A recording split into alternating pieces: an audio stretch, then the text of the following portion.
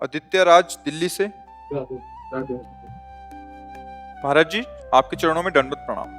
महाराज जी, मैं विगत 3 वर्षों से एक एग्जाम की तैयारी कर रहा हूँ, लेकिन मेरा मन विचलित रहता है और मैं कभी भी नियमित अपना संपूर्ण ध्यान केंद्रित नहीं कर पाता। हाँ भैया, देखो, मन को लेकर के नहीं चलते। ये मन एक बिगड़ेल बच्चा है।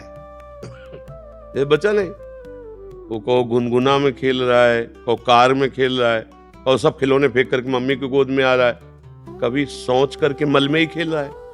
बच्चा है ना, बिल्कुल बच्चे जैसा बिगड़ेल बच्चा, जिद्दी बच्चा, ये मन है। इसको फुसला के डांट के एक लक्ष्य पे लगाया जाता है। अब इस पे चलो कि ये जैसा कहे वैसा चले। आज तक कोई भी इसके कहने से सतमार्ग में नहीं चल पाया।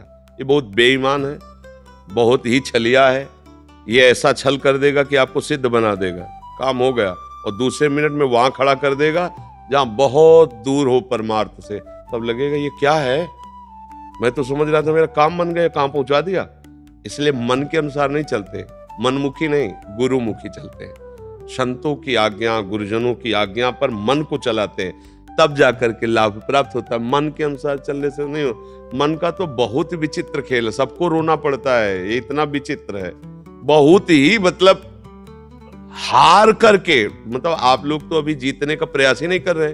जो जीतने का प्रयास करते हैं वो कई बार इसको घुटने पे लाते हैं, फिर वो चित्त फेंक देता है, फिर वो हार करके सोचते प्रभु मैं हार गया, आप तो कुछ करो।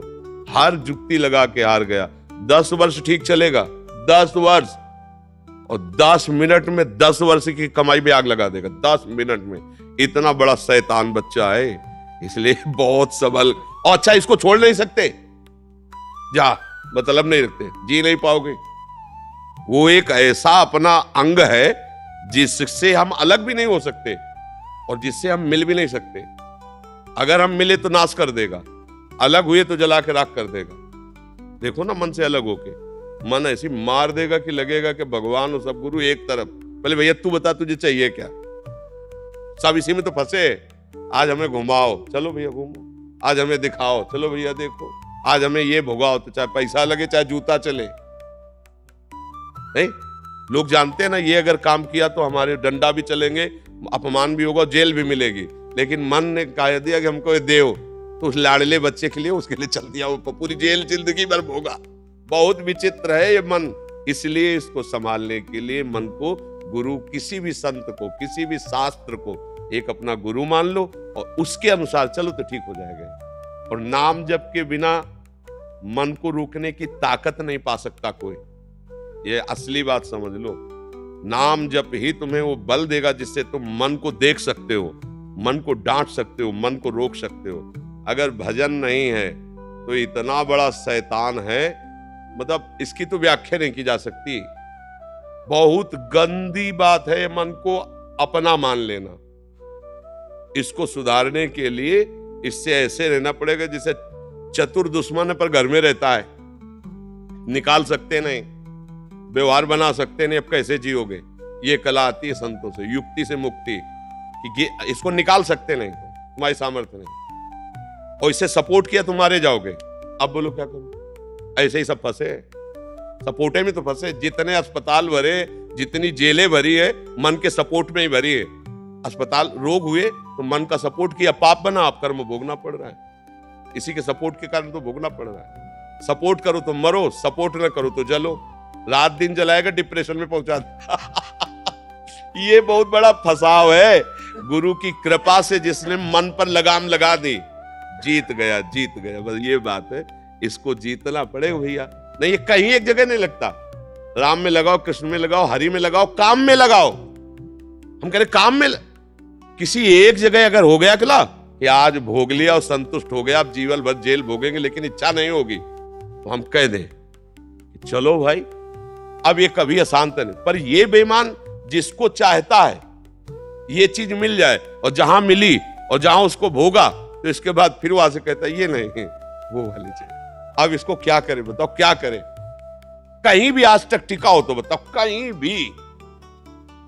अगर उसे कहीं नहीं मिलता तो फिर वही, फिर नई लालसा, फिर यही राह से तो समझना होता है। यही तो सबको मारे डाल रहा है। यही पूरा जन्म बर्बाद कर रहा, पूरा जन्म। सारा खेल इसी नेता का है। मन नेता है ना इंद्रियों का, सारा खेल। तभी कहा गया मन मार्या तन बस में कि ना हुआ भरम सब दूर, बाहर से कछ दिखत लाई अंदर चमके। आपो त्याग जगत में बैठे नहीं किसी से काम, उनमें तो कछ अंतर ना संत कहो चाहे राम।